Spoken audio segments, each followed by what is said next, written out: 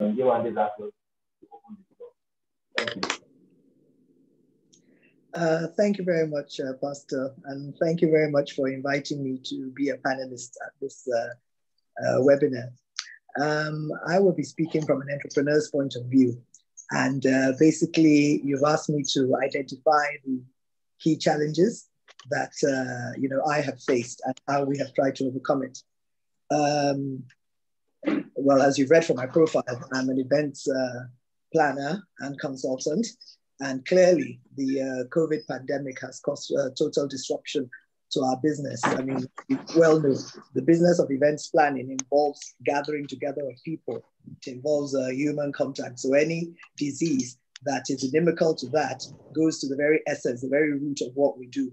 And obviously, the issue of physical distancing, I mean, the issue of not allowing more than 20 people to gather has effectively shut down both the events business and the venue management business, because apart from planning events, we also run two halls, Harbour Point, the hall and the marquee.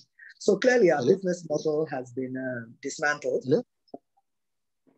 Pardon? Hello? Okay, I thought somebody was trying to say. Can you hear me? Okay.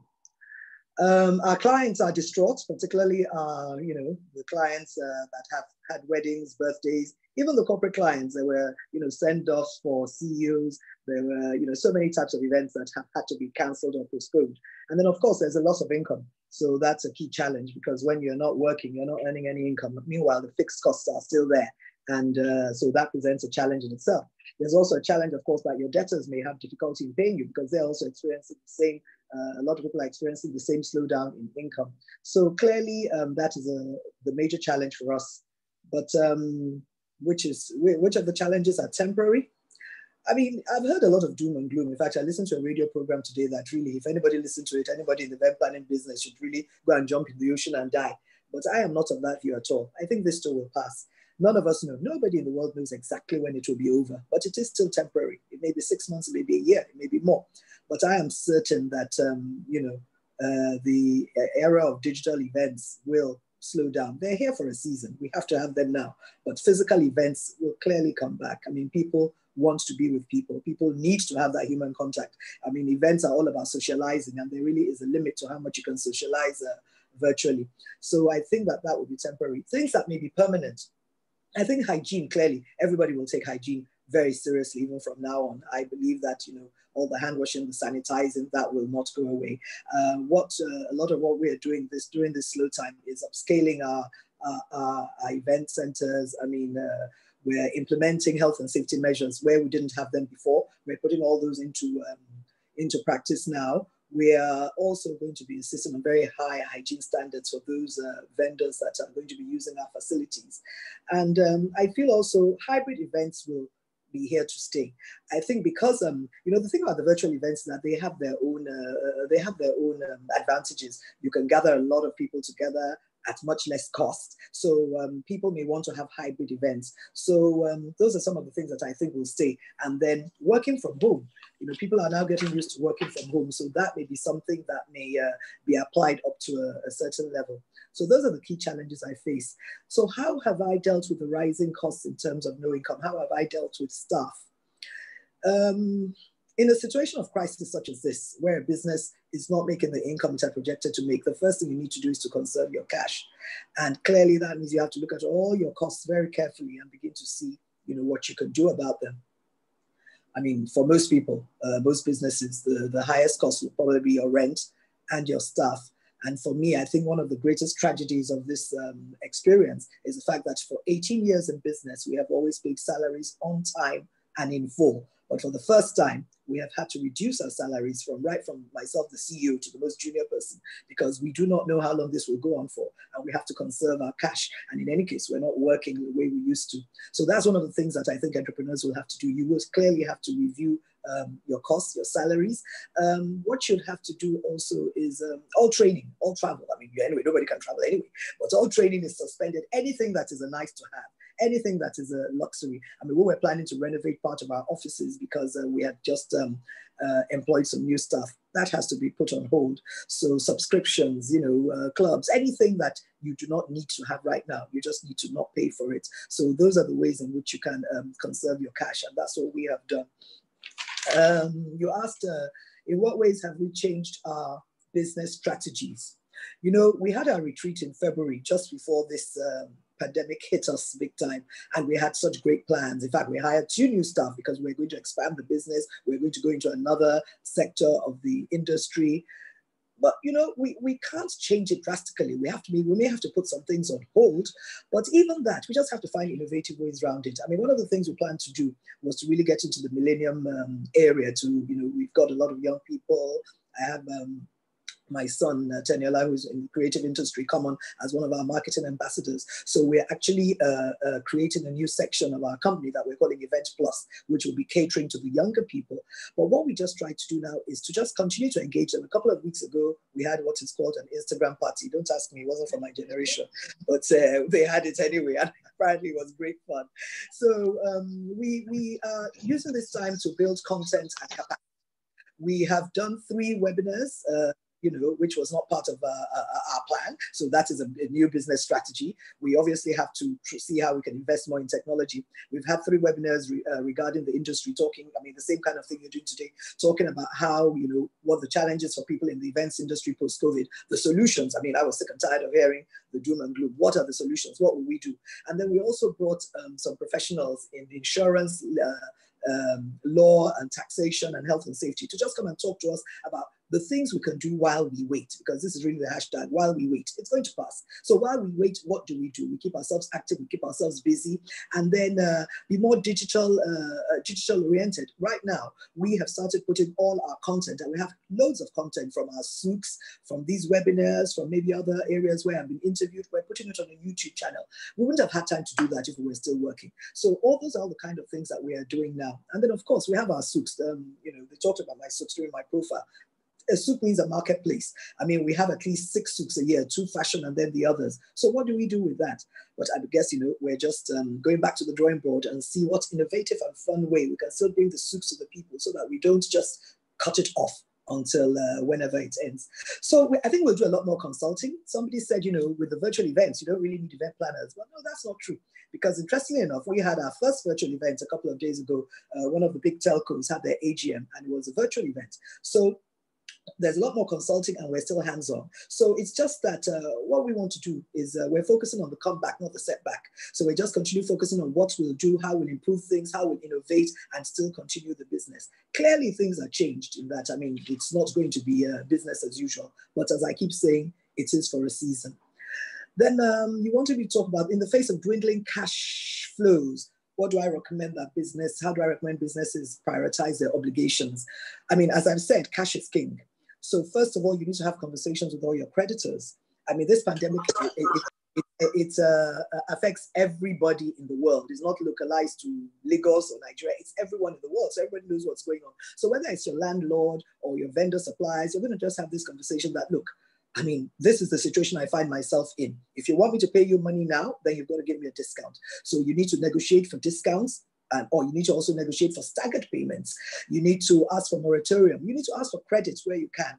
So all your liabilities, you need to just, see which ones are the most important, the most serious, the highest liabilities, negotiate discounts. If you pay early, ask for lower interest rates from the bank, and then prioritize cash sales. If you're still selling, make sure that you collect cash. And you also need to get help.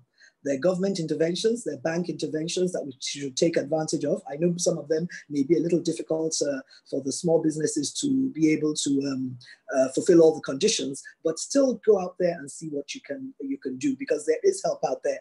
So clearly cut out all the luxuries and the nice to have, and just be extremely prudent at this time. Remember, cash is king. Finally, what is my outlook for the event management and entertainment industry? I always say I am an eternal optimist. So I will still predict a bright future for this events and entertainment industry post-COVID. We're human beings, and I say it and I say it again, human-to-human contact is not going to stop. Once the vaccine, the cure, whatever it is we need to be able to get back to normal comes, these things will start again. But what is important is for the season that they're here, we need to innovate, we need to think outside the box, and we need to just do things differently so that our businesses will continue. So another thing is that, that standards are going to be higher after the pandemic, because it's caused a lot of us have had time to sort of just think, re-strategize, see how we can make things better, see how we can make life better for our clients, because our clients' needs are going to change. I mean, even if after the pandemic, I am quite sure, it's very unlikely people will still want to have 1,500 guest events. I think events may be smaller. I think people will be more, people are not going to be spending as lavishly as they used to, because I think there's been a lot of introspection during this time, all of us seeing what could be. So, I know that for those who are serious and who want to stay in the game, they will use this time to scale up. They will use this time to improve business processes. They will use this time to ensure that by the time they come back to full-time work, that both the regulators and the clients will see that they have done a lot to actually bring their businesses up to par with all the standards that will be required now. Sadly, some businesses will fail during this time. I mean, that is a fact of life. There are some people that will not be able to, the sustained loss of income will be a killer to the businesses. It is going to be a time of survival of the fittest. But I think another way we could look at it, there may be mergers and collaborations. Maybe those smaller companies should seek bigger companies that they could merge with. Another thing I think is going to be important for the industry is that we're now going to be a lot more serious about our contractual obligations. We're going to make sure we have proper contracts signed, documented. We're going to make sure we have our tax, and most importantly, our insurance. So I think we're all going to be more professional in our transactions. But at the end of the day, I close with this. I think that out of crisis, there will always come creativity. And that this slowdown period is going to bring new ideas, new innovations to the industry, so that when we come back, we've all had time to rethink, recharge, re-strategize. I believe we'll come back bigger and better. And that's my hope for the business. Thank you very much. And I hope I'll be able to take other questions during the Q&A.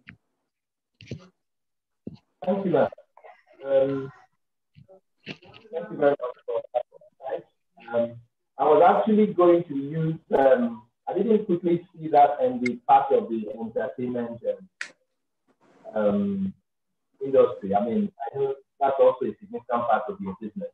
The first thing that comes to mind from your delivery is that you said something relating to new costs and salaries, and that means, I presume, some people will have to either take a cut from the salaries. My immediate question is, legal position with that? Have you had any? Because I know there's a couple of things that have been going around in terms of people trying to accept their rights.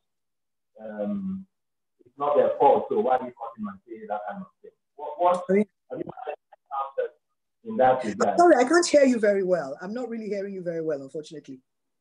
Oh, sorry. What about now? Is it better now? Yes, it is. Okay. I was saying that if in the course of trying to thrive and survive in the business place, that you did mention that there will be some review of, and I presume that would also affect salaries. Yes. So you have any feedback as to the legal consequences of that, especially for staff whose salaries you are cutting, but who it's not their fault that things have not worked out well. And I presume most of these structured organizations have terms and conditions on which that can happen. Yes. Well, I guess it's not any entrepreneur's fault as well that COVID came. Nobody planned that it would be like this. So we're in a case where it's like, it's either you have your salary cut or you don't have a job. Because, entrepreneurs have the option of also saying, you know what, we're going to lay off all the staff. There's no work. If there's no work, there's no pay. But that's not what we're doing. And, we live in a country where we do not have the privilege of a government who is paying 80% of our salaries because they know we can't afford to pay. we are, we're on our own here. So for most people that I've spoken to, in fact, a lot of people have had to lay off staff. I am hoping, I'm praying that I will not have to lay off any staff. But it depends on how long this goes on for. I mean, if it goes on for a year, is it sustainable to continue to pay half salary when there's no income coming in? So clearly, we had that discussion with my staff, and it was like, what we said was, all of us will sign something. And you can't do salary cutting for some staff. It's from everybody. As I said, it's from the CEO to the gardener, everybody, and it was the same percentage applied. Do you understand? But it's with the understanding of the staff. And I think, I'm sure some of my staff are on right now. A lot of them, when we had this discussion, they knew it was extremely painful for me because, as I've said to you, in 18 years of business, I have paid salaries in full and on time every single month. So it's, for me, this is the greatest tragedy of COVID in my business. However, at the end of the day, I'm still a business person, I'm an entrepreneur. We need to cut those costs. And they realized, and they said to me when we had the discussion, that they are actually grateful that I'm keeping them on with this cut because they know many of their friends who they have just been laid off, and that's it. So I think at the end of the day, maybe places where they're unionized, maybe they may want to take legal redress and all, but this is the reality of where this is the reality that we're in. And unfortunately also, we do not have a social system that helps entrepreneurs at this kind of time. Thank you, man. I'll do just one follow-up question. Can you hear me actually? Because yes, I can. I can hear you. I'm straining, but I can. Okay. Oh, I'm sorry. I don't know what's going on with the system, but it's okay. I'm at the highest level. So I have this. I'm using a practical case now, and incidentally, it has to do with the entertainment industry. So, okay. Has booked before now. For the use of a hall, whatever. And now COVID-19 has basically disrupted all that. How do we, and obviously my client wants his full payment. I don't know if you have something similar to that, and if you had, what would have been your response? I know it's so rhetorical, but let me just go with this. No, it's extremely practical. It's extremely practical and extremely relevant. But remember, Pastor, in my other life, I was also a lawyer. So fortunately, we have agreements and terms and conditions. Though even at the fact we were doing this, it was really because we thought if people canceled, or maybe they just changed their mind, or maybe they decided to go to another venue. Nobody ever knew that this kind of thing would happen. But for our venues, we actually have terms and conditions, and there's a percentage you can have refunded depending on the time at which you cancel. And because those are the terms and conditions you have signed, what we are saying to all our clients is postpone your event, don't cancel. Because most people that will cancel will probably lose a portion of their deposit, which doesn't really make sense. So we're asking people to postpone their events. But if people don't want to postpone and they cancel, then the refund will be made to them based on the contracts we have signed. So that's the way it is. But it is extremely unlikely anybody will be getting 100% refund. So I think the best thing is to postpone so that you get full value for your money. I mean, there are people who had even paid caterers, not only the hall, they paid caterers, they paid so much money had already been paid in anticipation of these events. So it's a very difficult time and it's a challenging time, but I think all of us are working together on the basis that we know that this was like an act that nobody expected, and we'll live with the consequences within the terms and conditions that we operated under. Thank you. Okay. Well, thank you, Mrs. Zaccheaus. I think those are the only pending questions I have for you. Just to summarize, so that we can get what you've said in perspective, to review costs, salaries, to put on hold some non-essential, find innovative ways to continue the business, and build content and capacity, do more consulting, and then do some collaboration. I think that's basically just trying to cap. That's right. Thank you.